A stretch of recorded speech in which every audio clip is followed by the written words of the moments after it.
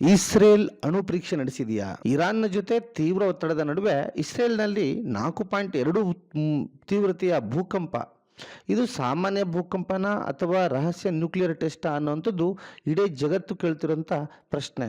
ಜನವರಿ 15ನೇ ತಾರೀಕು 2026ರಂದು ಇಸ್ರೇಲ್ ದಕ್ಷಿಣ ಭಾಗದಲ್ಲಿ ಡಿಮೋನಾ ಸಮೀಪ 4.2 ತೀವ್ರತೆಯ ಭೂಕಂಪ ಸಂಭವಿಸಿದೆ.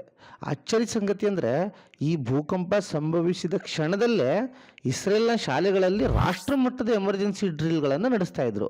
ಇದರಿಂದ ಸಾಮಾಜಿಕ ಜಾಲತಾಣಗಳಲ್ಲಿ ಇದು ಅಣು ಪರೀಕ್ಷೆನ ಎನ್ನುವ ಚರ್ಚೆ ಶುರುವಾಗಿದೆ. ಡಿಮೋನಾ ಎಂಬುದು ಸಾಮಾನ್ಯ ಸ್ಥಳವಲ್ಲ. ಇದು ಯಾವುದಪ್ಪ ಅಂದರೆ Shimon Peres Negev nuclear research centre ಇರುವಂಥ ಸ್ಥಳ.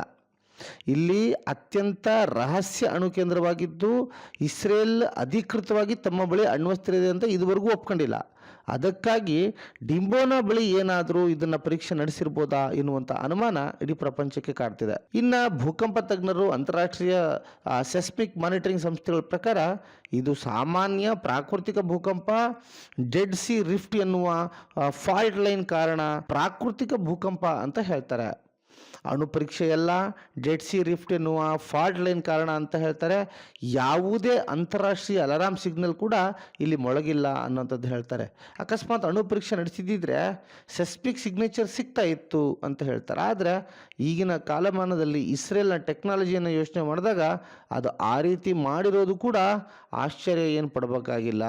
ಹಾಗಾದರೆ ಈ ವದಂತಿಗಳು ಯಾಕೆ ಅಂದರೆ ಆ ಟೈಮಲ್ಲಿ ಶಾಲೆಯಲ್ಲಿ ಎಮರ್ಜೆನ್ಸಿ ಡ್ರಿಲ್ಲನ್ನು ಯಾಕೆ ಮಾಡ್ತಾಯಿದ್ರು?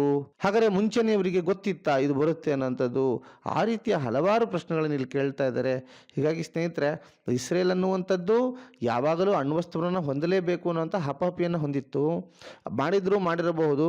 ಆದರೆ ಒಂದಂತೂ ಸತ್ಯ ಸ್ನೇಹಿತರೆ, ಮಧ್ಯಪ್ರಾಚ್ಯದಲ್ಲಿ ಯುದ್ಧದ ವಾತಾವರಣ ಎನ್ನುವಂಥದ್ದು ಇದೆಯಲ್ಲ. ಹೀಗಾಗಿ ಸ್ಪಷ್ಟವಾಗಿ ಹೇಳಬೇಕು ಅಂದರೆ ಇಸ್ರೇಲ್ ಅಣು ಪರೀಕ್ಷೆ ನಡೆಸಿದೆ ಎನ್ನುವುದಕ್ಕೆ ಯಾವುದೇ ಸಾಕ್ಷ್ಯ ಇಲ್ಲ. ಇದು ಪ್ರಾಕೃತಿಕ ಭೂಕಂಪ ಮಾತ್ರ ಅಂತ ಹೇಳ್ತಾರೆ. ಆದರೆ ಮಧ್ಯಪ್ರಾಚ್ಯದಲ್ಲಿ ಯುದ್ಧದ ವಾತಾವರಣ ಇರುವವರೆಗೆ ಇಂಥ ಘಟನೆಗಳು ಜಗತ್ತಿಗೆ ಗಮನ ಸೆಳೀತಾನೆ ಇರುತ್ತೆ. ಇದರ ಬಗ್ಗೆ ನಿಮ್ಮ ಅಭಿಪ್ರಾಯ ಎನ್ನುವಂಥ ಕಮೆಂಟನ್ನು ಮಾಡಿ ಸ್ನೇಹಿತರೆ. ಚಾನಲ್ಗೆ ಸಬ್ಸ್ಕ್ರೈಬ್ ಮಾಡಿ. Thank you one and all.